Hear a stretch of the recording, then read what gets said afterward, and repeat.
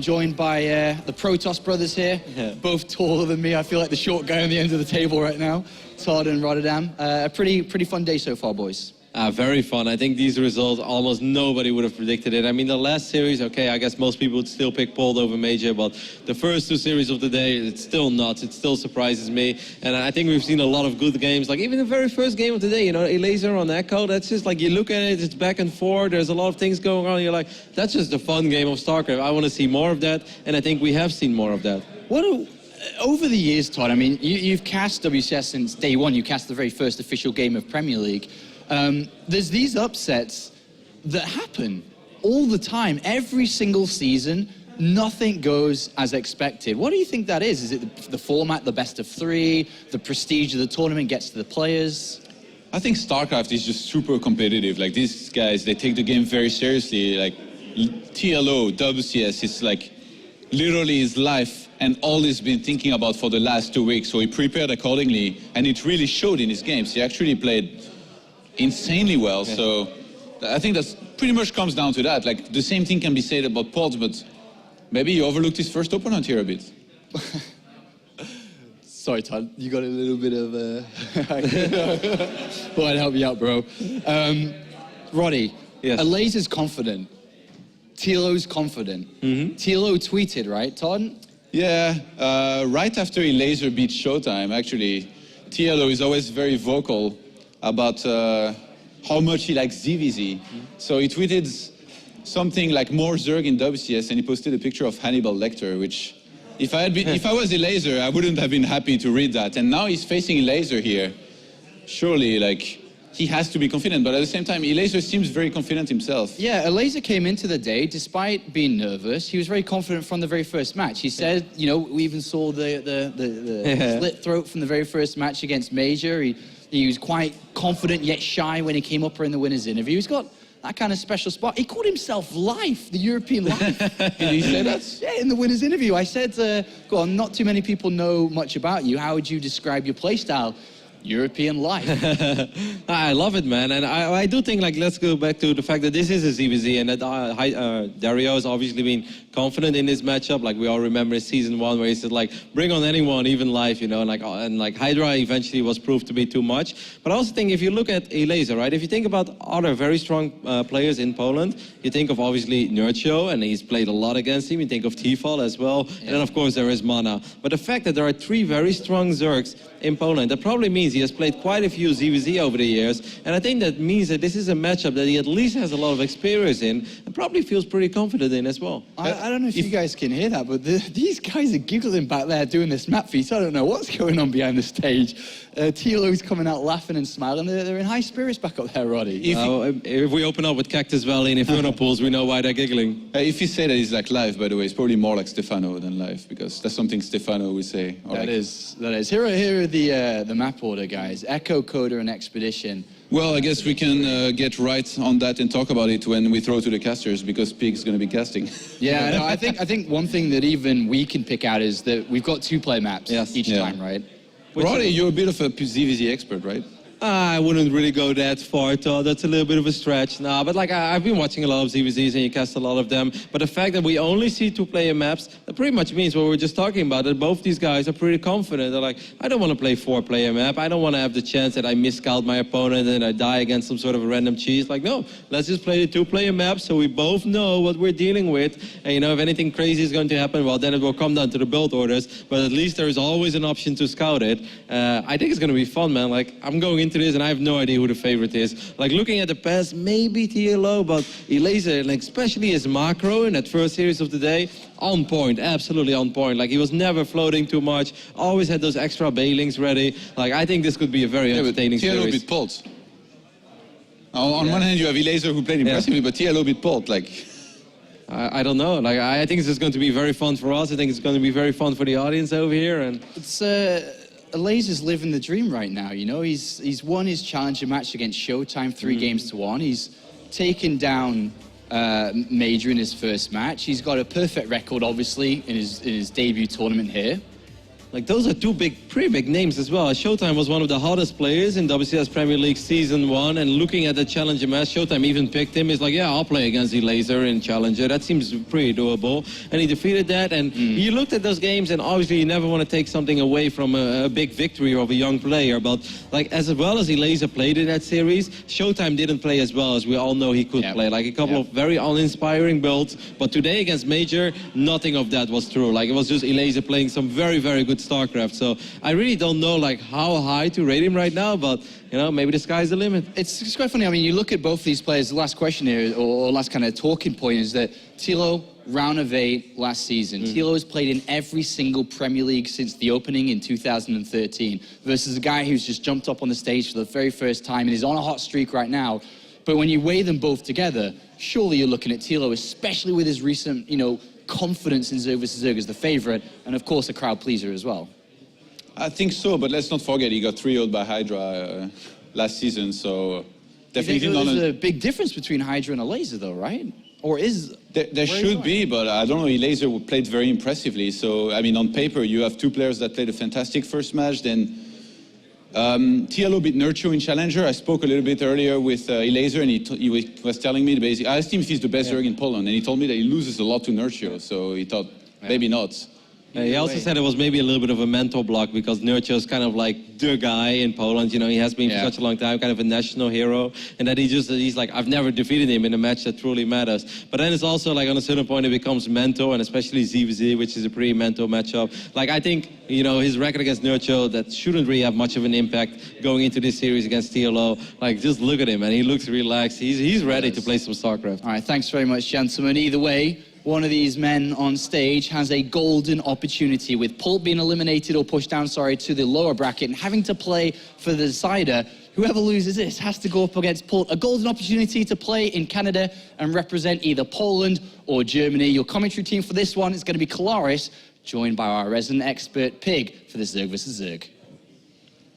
All right, thanks very much, guys, as we get into our Zerg versus Zerg. And as I said at the very beginning of all of this, it's kind of been flipped on its head, really. I really never expected these two Zergs to be in this position, considering the makeup of the group. It's absolutely insane. I always like to say don't count anyone out, but there's always that little bit of, hope. It's like, yeah, maybe the underdogs can do it. And this time we've seen both, I wouldn't say, I guess, necessarily. Elazer was a bit of a wild card, but still beating Major, very big win. And then TLO taking down the reigning champion. I think this is just a massive, massive win for him. And I think this match especially is going to be really cool. We've seen one matchup from both TLO and Elazer, but can they carry that over into the Zerg vs. Zerg matchup? Are they good all around right now, or are those some, one-offs? Well, that's an interesting question, especially for that man on screen right now, because TLO, we can quote him, he said in Season 1, bring on life, I don't really care, and then he proceeded to lose to Hydra. But is his ZVZ really that good here, Pig? Is he really that powerful in this matchup at the moment? I think TLO's a really dangerous player because he's not your conservative type. He's very aggressive, likes a lot of different builds. Interestingly, though, for map 1, he's picked Echo. Now, that's a little bit telling because it's a bit harder to be aggressive on that map. Now, that's both in the early stages. If you're doing some sort of Zergling, Baneling, running up the ramp into the natural is very narrow. Gasless builds, wall-offs, spine crawlers can defend really well. And likewise, when you're on 3 bases, it's very hard. So maybe TLO's changing up from his more aggressive early game dynamic style. Maybe he's pushing for that later stage. Elazer, on the other hand, is picking the more standard map, Coda. So and it only gives us a little indication into what these players want to do. But if I go off memory from, I've played both these guys before, both on ladder and in tournaments. I think TLO is probably the one who's a little bit more willing to play around with the Ling Bane, maybe upgraded Zerglings, maybe some surprise Mutalisks. Whereas if memory serves, I played Elazer quite a bit last year. He may have changed up a lot, but he was playing a lot of mass Roach style. He was very strong with it. So another thing that we see from Team Liquid Zerg, especially in Snoop, for example, is you were saying that before on Echo, this could be potentially defensive style for someone like TLO here, as he's picked it, going against his norm. Is that something like being able to greet the first wave, say with having earlier evolution chambers and trying to play around that, and then going for the counterattack from that point on. How do you go about a more defensive style in Zerg vs. Zerg? It's really interesting because there are so many choices. You can still go for these very generic forms of aggression. It's just if your opponent's playing safe, there's the chance that it's a lot easier for them to shut it down. Yeah. We saw in Hydra vs. Snoot, they both played Echo in their first map, and they both opted for identical builds, playing very defensive, gasless, using the wall-offs. So those sort of wall-offs definitely can deflect the aggression very cheaply, very efficiently, and get you ahead. On the other hand, though, it really comes down to the player's preference. Sometimes both players play gas, and the only real change in the early stage is, well, the ramp's a bit narrower, but you can still attack up there with Banelings. There's still a lot of options open, and it comes down to the stylistic choices and how these players want to play it. Yeah. Do you expect to see anything wild in the Mutalist variety, or is it all just roach at the moment here in the mid-game? You know, knowing Dario, I think he's definitely someone who likes to mix in the Mutalisks every now and then. Yeah. I think they're a great unit to throw out there. I think if you're very predictable, going Mutalisks every game, that's where they become an issue because, you know, it can be very hard to stop a Roach Baneling. If your opponent knows Mutalisks are coming, they can kind of prepare for it. It's partly the surprise and, you know, the fact that you need to kind of have a build catered towards the Mutalisks to get ahead versus them, which can be their Achilles heel. So I think it comes down to, you know, what these guys want to do. I'm just absolutely excited to see. And when it comes to Zerg versus Zerg, I think this is a matchup. A lot of people out there, they have the misconception, which I think is rife in the StarCraft community, that this matchup is a little bit gambly, maybe even a little bit random, and a bit not based on skill, a bit of a coin flip. I'm hoping that, you know, throughout this cast, I can kind of focus on a few of those smaller aspects, and hopefully we can get away from that assumption. I hope so too, man. I hope so too. That's why you are here, that's for sure. And might I say, you've been doing a fantastic job over at the analysis desk so far. It's been great to have you here so far, Pig. It's an honor to be over here, you know, getting knocked out and still getting a chance to come here and watch these games. You know, it's something as a player, you're so focused on learning and your own progression. Yeah. But when you get to come and actually watch these games, commentate, talk about them, it's just such an enriching experience for my own game knowledge. And it just makes me, you know, absolutely appreciate the amazing event that is the World Championship Series. Yeah, it's very great to have you here. It's nice to have a little bit of a diversity in our lineups as well. It's great to bring you guys along. But anyway, the countdown has begun for game number 1 here between Elazer and TLO. One of these players who have done so well in their previous series are going to be advancing on to the round of 16. TLO has already been there, but for that man on screen right now, Elazer, it would be an absolute wonder if he is able to go on to Toronto. By far the biggest achievement here so far here in the round of 32 for him. If he goes on to the round of 16, who knows what could happen. So we have spawning down at the bottom right-hand corner, it's our red Zerg, representing Team Extreme Supremacy. It is Elazer.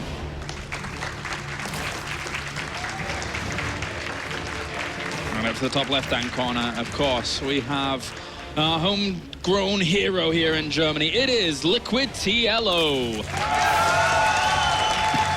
can hear that roar from the crowd there. There is so much support for TLO. And it's going to be very interesting to see how this game goes. You know, what's impressed me the most about Elazer so far, I think, is his confidence. You know, he's got very good, strong mechanics, but he does kind of remind me a little bit of a young life coming in, you know, not really too well known of, and just saying, yeah, I'm going to beat everyone. You know, maybe coming through, going for that Royal Road attempt on the World Championship. That would be pretty impressive, that would. I mean, regardless of what happens from this point on, the fact that he beat Showtime and Challenger and then Major in his first series of the day, I'm already impressed. It's that simple. I'm already impressed by what we've been seeing from him. And going up against TLO, if he's able to topple another Titan, well, sky's the limit, man. Sky's the limit. Oh yeah, and already we can see in this game, you know, no early pools, no crazy shenanigans just yet.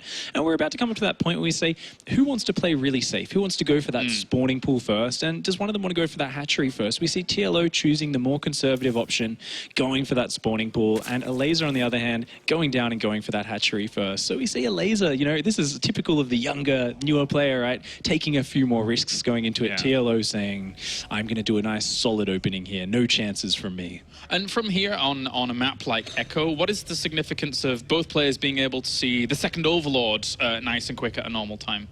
They're both just going to feel very safe seeing that second Overlord as it comes into vision just about now. And that just tells you he's built a 9 Overlord. There's no early Zerglings. There's no shenanigans. And I think Elazer, even more than TLO, is going to be quite happy about that, having gone for the hatchery first. But both players do end up in a relatively equal situation. What's important here to look at is that gas timing. Elazer's gas going down around, around that 17 supply mark, and TLO's gas not even begun yet. So we might see what we were talking about before, TLO opting for the sort of gasless, efficient defense. And what'll be interesting is, does Elazer go for some sort of gun-ho charge up the ramp, or is this more of a map control into a faster third base, or perhaps Mutalisks? Now, in theory, if TLO did go for something like a gasless style against this, what are the things, what are the precautions he needs to be taking? Because obviously it leaves you in quite an odd spot, I would say. Yeah, you don't have that flexibility, right? And we do see a gas go down now for TLO, but that's it's almost 4 minutes. By the time a Ling speed finishes, it's going to be something like 7 minutes. So the more standard follow-up from this sort of gas timing from TLO would be very much what we saw Snoot and Hydra do yesterday. It used to actually be called the Snoot build back in late 2012, where you go for that fast lair, the fast upgrade straight for roaches. So TLO is going to be relying on a very fast evolution chamber and roach warren, and probably a fast third, maybe even a fast fourth queen to defend against any Zergling pressure. Well, for now, they're just going to position their overlords in the middle of the map, and that will always give them good vision, unless, for example, queens start walking out into the middle and trying to push away the first overlords or something like that.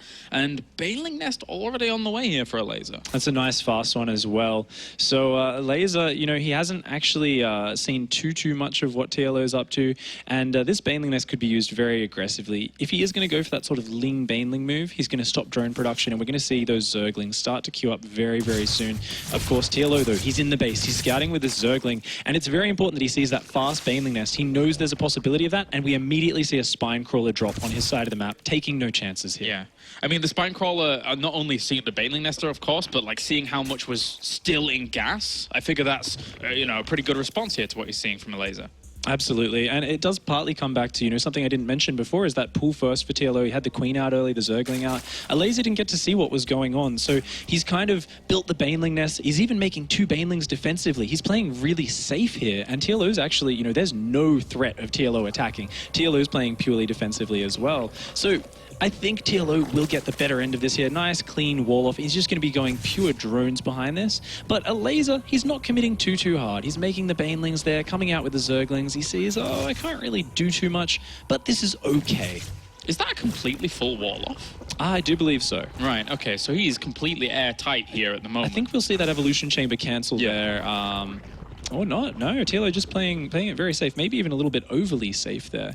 But nonetheless, you can just take down that Evo chamber lately. That's sort of his insurance policy. He's saying, I'm not going to take those chances. And Elazer opting for that fast third base, the evolution chamber, the lair. So what we're going to see here is, of course, TLO's got the faster upgrades, the faster lair. He's going to have a really nice roach speed timing with +1.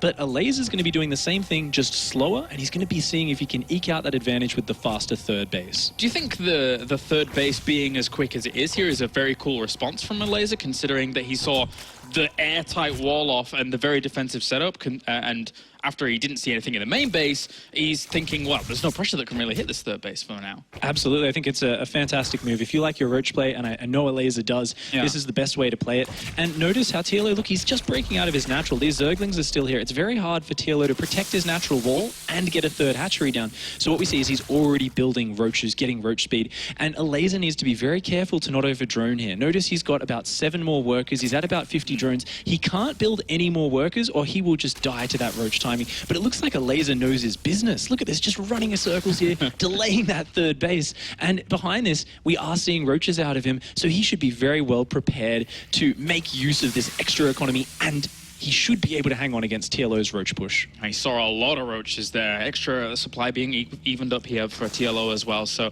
he can continue on with those numbers if he really wants to and start pushing across the map. What are the numbers like at the moment? 13 against 6. Should the reinforcement point here be enough for Elazer, or is that quite a lot for TLO? Oh, it's always so close in this scenario. You see he's pulling the queens down. He's got a couple of banelings. He does have the speedlings in there to support. That is going to help buffer here, but it's always very, very close in this scenario. Notice, though, TLO's droning behind this, so he wants to get a good trade. He needs to get a good trade to kind of catch up, but it's not all in by any means. He is transitioning behind it, and look at this, not even committing. TLO actually just saying, I'm not going to risk it. Yeah. So far, whose position are you really liking here? Elazer looks pretty well set up. I think I'd give a small edge to Elazer, but if we do look at that +2 timing, that's very important. When that +2 range kicks in for roaches, they start to take an extra less hit to kill the enemy roaches.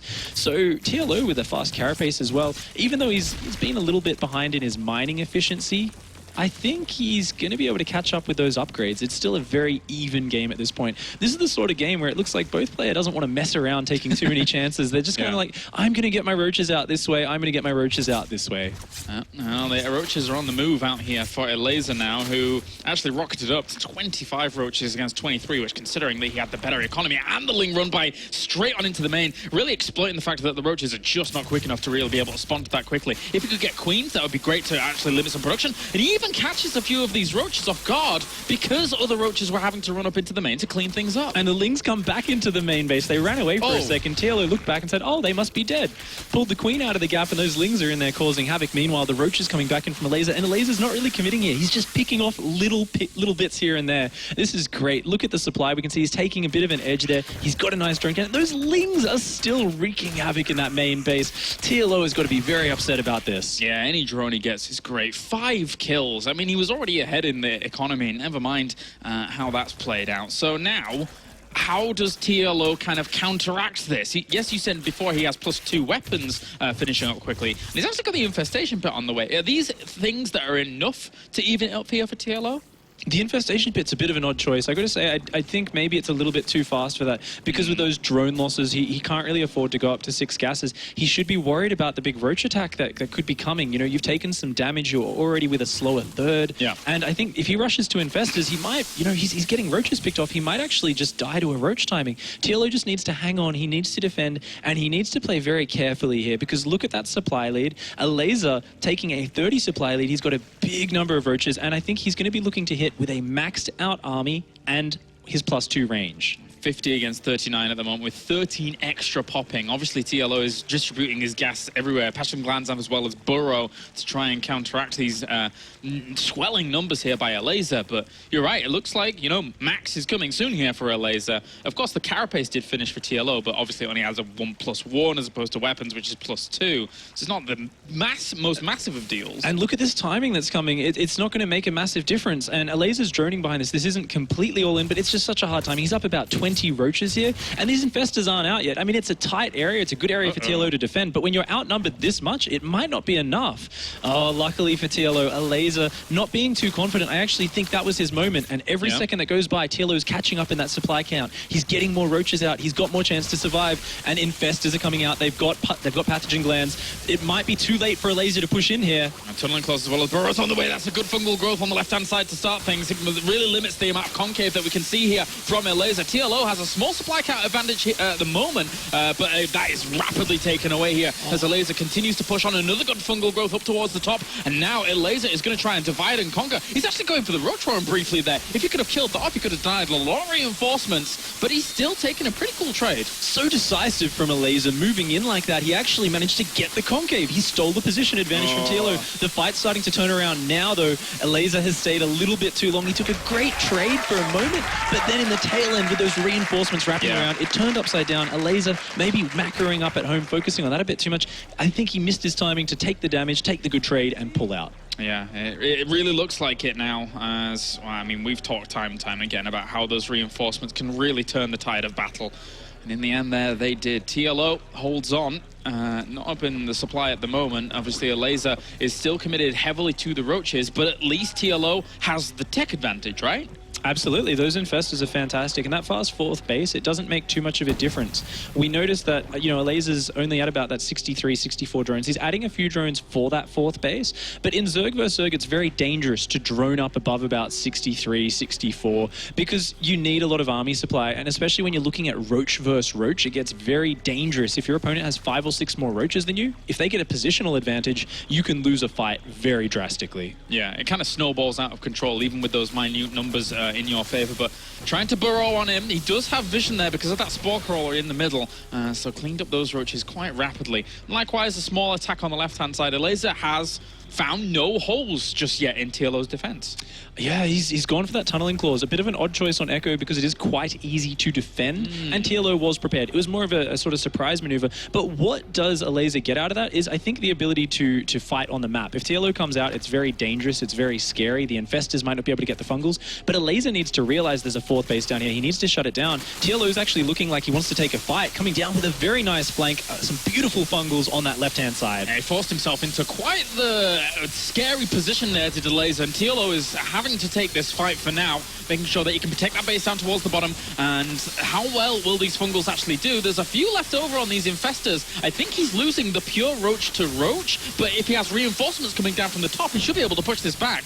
And it looks like, well, he does get the better end of that engage. It's funny, you know, it looked very close for a while there, but then we saw all those roaches that were damaged from the fungal growth started to drop very quickly, and TLO was up in army supply. Elazer taking a fight there when he was actually down 20 supply overall. You can imagine he actually had a great position, but he was just down so far in army supply in the engagement. It didn't turn out in his favor, and he's now very far down in supply. He's trying to buy time. He's still trying to take fights sort of front on, but it's looking a little bit desperate, and TLO playing so patiently here. He's intercepting the roaches at every turn. He's shutting them down one at a time, and Elazer's starting to look very desperate, swapping into Hydralisks, but will it be enough, Kalaris? Difficult. 51 roaches against 29 with the 3 Infestors in tandem, and he's lost so many more roaches because he's had to try and force the issue, unfortunately, here as Elazer. These Spine Crawlers are going to try and buy some time themselves. Infested Terrans actually rain down with extra fungal, actually hit some of those roaches up towards the top. Even the Contaminate to deny some of these extra little lava coming along. I'm not sure how much of an effect it will have in this fight directly,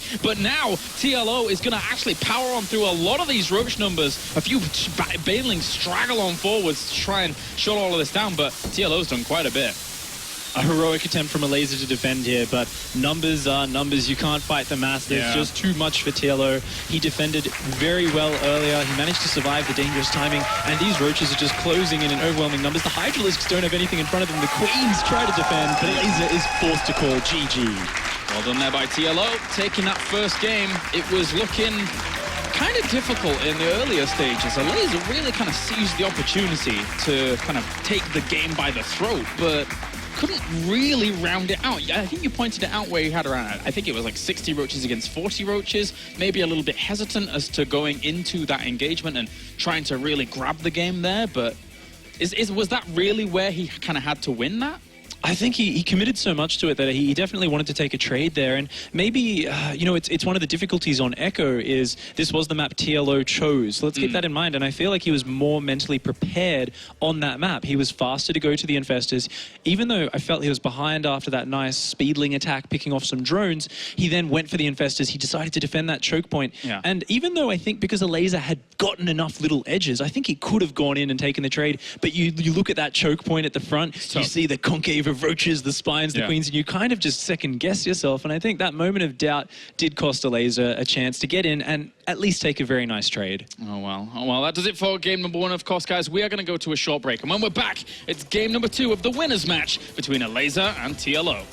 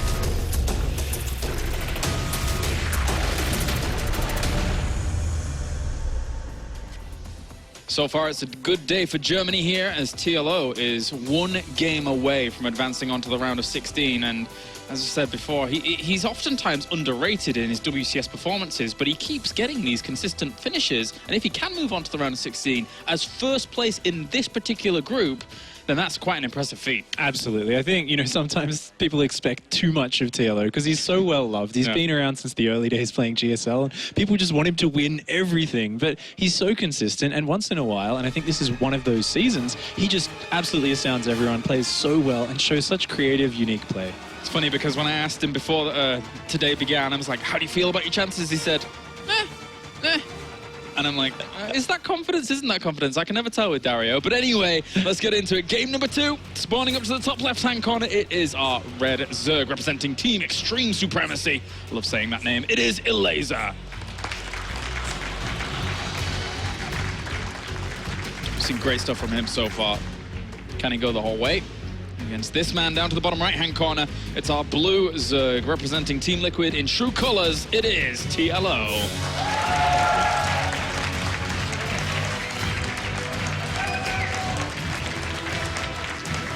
And it's going to be a really, really interesting game here. Very curious to see what builds come out. Once again, not seeing any early aggression from both players. Now, I think this map is maybe a little bit more friendly towards those tunneling claw roaches, those sort of aggressive mid-game plays. Not quite as easy to defend, but nonetheless, it's still pretty hard to attack here, and it's a very generic map, so there's so many options. So let's elaborate on that a little bit more, because obviously you don't get many chances to cast with a pro Zerg player like yourself, Pig. So the tunneling claw roaches that we've seen quite a lot and pretty rampantly in the mid-game nowadays in Zerg versus Zerg, what makes this good for it? Is it the way the bases are laid out? How does it function? Absolutely. The first thing you look at, and what a lot of people don't necessarily realize, is you just look at the number of avenues you can use to get into the bases. Because tunneling claw roaches, they're not only a sneaky option, but even if your opponent knows they're coming, because they regenerate so fast and they ignore units blocking them, they can often just run past an equal-sized defensive force and get past them, run past the overseer, get into the base, and once they're in the base, it's a nightmare hunting them down. So on Echo, because the third base is so close to that front area between the natural, it's kind of counts as just one defensive area. A single overseer or two, your army is all pretty much in one blob, and it kind of protects everything. Here on Coda, on the other hand, we are going to have the area out front the natural, and then also the area a bit further to the side at the third base. So it's a little bit harder to defend against that. All right, well, we'll see if that comes along. Could quite easily here. For people like TLO. He's already going for his gas, though, so kind of mixing things up from the previous game. Is this gas timing here for TLO playing more to this map in particular than it did to Echo? It's kind of interesting because we've seen the reversal in builds, and then Elazer's playing the pool first, and this time TLO's playing the hatch pool and the gas. It's not an especially fast gas, though. This isn't the sort of one where you might have seen someone like Golden in the past last year, get the gas immediately after the hatchery goes down and charge out with speedlings. But it gives TLO a lot of flexibility here. He has a lot of choices. Most often you'll be going into a sort of Zergling, Baneling style. Whether it's aggressive or defensive, no one knows. I think Mutalisks are a good choice from here, though. And Elazer's coming across with those Zerglings now to try and get that scout off in the near future. All right, well, TLO a lot of times has been able to actually block Zergling scouts when he's seen them coming along, be it a queen at the ramp with 2 Zerglings or a queen and a drone even. But it looks like he's not too eager about making that kind of thing happen, as these 2 Zerglings for now are just going to dance on around. And Elazer's already seen everything because it's this small 2-player map. He's seen the gas timing, he's seen exactly what's going on. He's not too worried about getting in the main base there at all. TLO dropping an evolution chamber. Now look at this. I think this is a carapace. There's no link speed started. So notice around the time that evolution chamber finishes, we're going to see about 150 gas in the bank, and he can go carapace before Zergling speed, which is a very, very powerful upgrade for those sort of fast Ling floods. Is there any particular reason you get the carapace before the Ling speed? Is it but he's actually going range. This is kind of what I was saying about before, with how Snoot actually played out some of the more defensive styles, but this is quite sneaky. It's even faster than that one. I've seen some builds like this. I think if memory serves, TLO did play one of these this sort of opening against Nurtio in his challenger match, and Interestingly, still going for a very fast lair with it. You know, this is a fascinating style. Looks like it's just going to be a roach-based play. He's dropping the roach horn, but a very, very risky opening. You know, noticing that Elazer's got the late gas, I guess it's not risky because he knows what's going on. You know, he's seen this. He's kind of decided, I think I'm in a pretty good spot. I can take this sort of chance. And on the other side, we see Elazer getting the Baneling Nest, getting the Spine Crawler, playing very, very safe. But hey, there's not even a Zergling speed started. So TLO, I think, is taking a little bit of an edge in the builds. Yeah, yeah. With no aggression coming along just yet. I mean, the 8-lings are on the way here for Elazer, but 2 of those Banelings, or 2 of those lings, I assume, are more often defensively technically rallied over, but they will take a little while to get over there. So is TLO looking to capitalize on just having Roach speed much earlier than his opponent here and trying to catch him off guard? How do these things line up with what we're seeing right now? Interestingly, TLO does have about a 5-6 drone lead, so this opening has given him a nice little edge here. As long as he can defend these Zerglings coming across the map without, you know, too much trouble, with 8 roaches, shouldn't be a problem. Yeah. He's actually in a very good position economically, but look at those upgrades. His +1 range is so fast, and it's not necessarily for a +1 range attack. His roach speed isn't done, but the +2 will be very powerful. Well, his lings already in here and getting a few drones for the troubles, which isn't too bad. He sees plenty of roaches, though, has to get on out. But now this is where, obviously, TLO takes quite the swell in supply and an advantage, as roaches are pretty supply-heavy. And just a few lings on the way for Elazer. The thing is, with +1 kicking in this fast, those Zerglings aren't really going to do a lot. They're going to have to kind of intercept reinforcements, try to counterattack. They need to try and pull TLO home. And this is a really hard position because we see Elazer once again reacting with the fast third base and so on. He's going to try and go towards these roaches, but he really cannot take this fight. But it's too late to go across the map. Elazer's backed into a corner. I don't think he can hang on to this third base. +2 even starts as well here for TLO as these roaches are now marching on forwards. Is this enough Zerglings? I mean, 10 roaches are in production, but he's already on top of this position. He needs to buy his time. The roaches are about to pop. These Zerglings are evaporating, though. Already TLO forcing such a big response, and it looks like this is going to be a very nice trade for TLO. You know, he should eventually get deflected, but just picking off what he can here. And now, as those last roaches pop out, he does need to get out of there. And it brings a few of them down as they're popping. Glare of Constitution about to finish up as well. So the roaches of Elazer can't really pursue. If they go too far on the map against roaches that do have speed, it's almost a disaster if any more reinforcing roaches are on the way. And TLO is continuing to make roaches at the moment. Exactly. Look at this. He's using his mobility to limit the third base of Elazer. And he's probably at some point going to decide, you know what? I think I'm going to go into drones, but for the moment, I'm going to see what I can get out of this. I'm going to push this upgrade lead. I know I'm ahead in my upgrades. I know I'm ahead in my roach speed. Let's do this. Yeah, the roach speed thing's huge. Elazer is nowhere near having his roach speed just yet. So for Elazer, he has to play so defensively in this situation. The numbers are very close to one another, so maybe a direct engagement isn't exactly the best thing, but of course, as you're saying, he has that mobility factor. And it's the threat. When these guys are on your side of the map, look at this. Elazer has no freedom to drone. He's even, you know, having to pull drones back, getting a roach picked off here or there. You know, these trades aren't absolutely amazing for TLO, but what's he done behind this? He's squeezed in another 8 or 9 drones. He's gone up to 53 drones, and look at that +2 timing. We were talking about it before. That +2 timing is what is the real strength of TLO's build. If he can just force a relatively equal roach versus roach fight, and then have that +2 faster, that'll be great. And oh, this is brutal. Is he even going to get that third hatchery? I think so. Yeah, he underestimated the potential of TLO just sticking around, and he actually moved a lot of his roaches towards the middle of the map here to Elazer, really kind of not getting in the best position at all. So, well, for now, interestingly enough, Elazer's cancelled +2 range. He's actually deciding to go all in here. Maybe losing the third is not too bothersome because he just wants to attack. He just wants to try and finish this. If TLO buys 8 seconds worth of time, he's going to have +2 weapons. Is this enough here for Elazer? I mean, he's going to have to force the fight now, but +2 weapons kicks in as we speak. Burrow's just about to finish as well, so he could even burrow some of these units if he wants to. TLO at the moment, he's going to have the better reinforcement point. He's going to have those queens able to lava inject. Keep that going on. There you go. GG. TLO takes it. And he takes first place here in Group F in the round of 32 in one of the hardest groups in the round of 32. What a dominating performance there. That final game, just going for that crazy fast evolution chamber, you know, really fast upgrades, really unique playstyle, and that anti-timing at the end there, the +2 kicking in just as the fight begins. It's got to be a hard way to lose that game for Elazer. Yeah, I would say so. That being said, he's not down and out, of course. He will be playing in our last match of the day.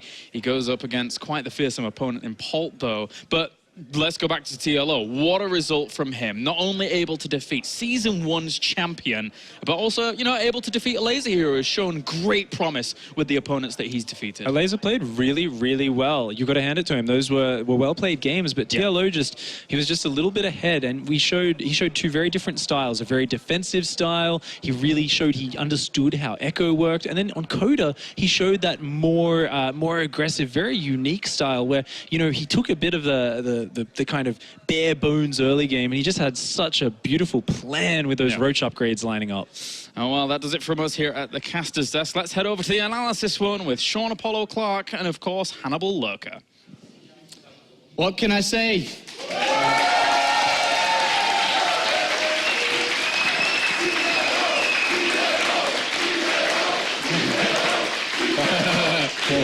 TLO's like, what can I do?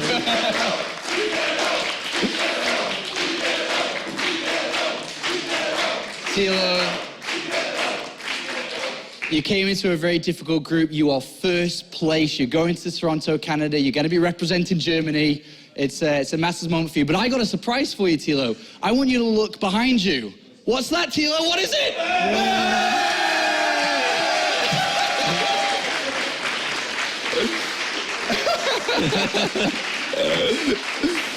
For Deutschland, you go into Canada, you're going to be representing everyone here, of course, representing Team Liquid with the first two members going through with Bonnie and Rhett. You must be feeling fantastic at this moment. Yeah, I asked you this before and you're like, it's not over yet. It is now. I'm a little bit surprised, to be honest. I didn't expect to go first place at all. I played very badly in my preparation. I didn't hit top 50 Grandmaster for a while because I felt so bad about my play. So I was, well, you know, Season 1 was pretty good. Season 2, well, you know, I made it to Premier.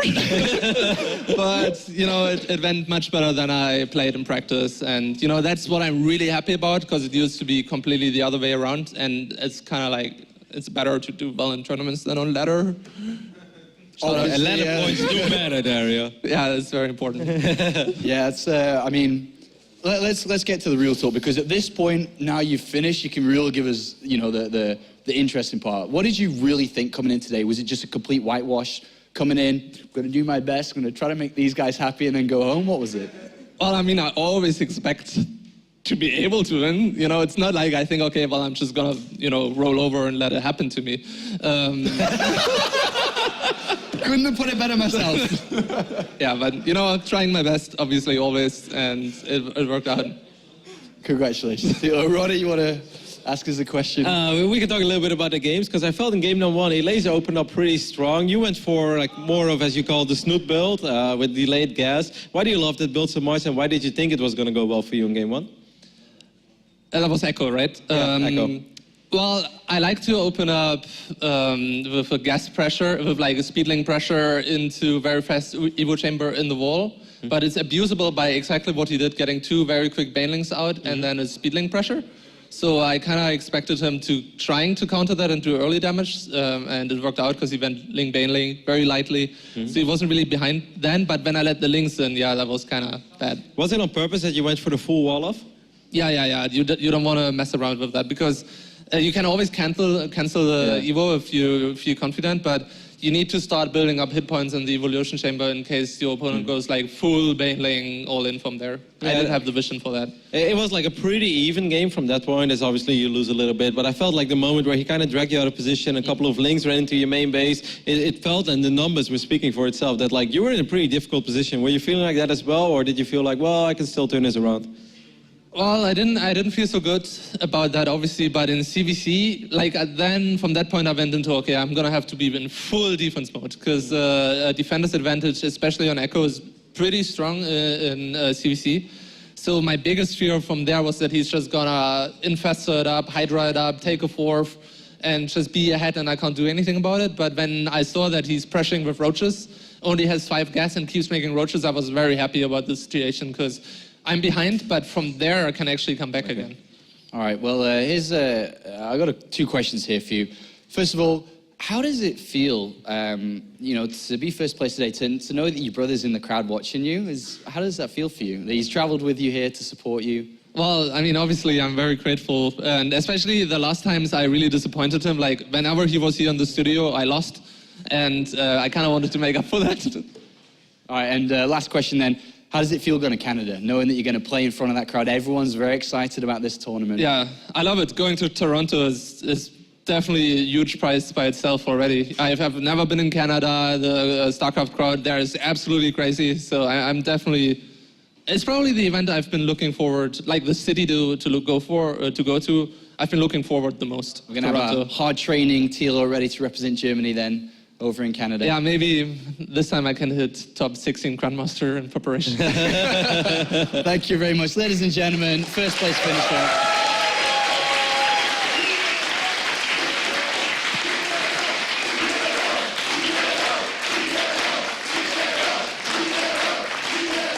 It never gets old, it never gets old. Let's take a quick look at the bracket as we have our first place finisher we just mentioned. TLO now confirmed by the bracket as the first place finisher of Group F.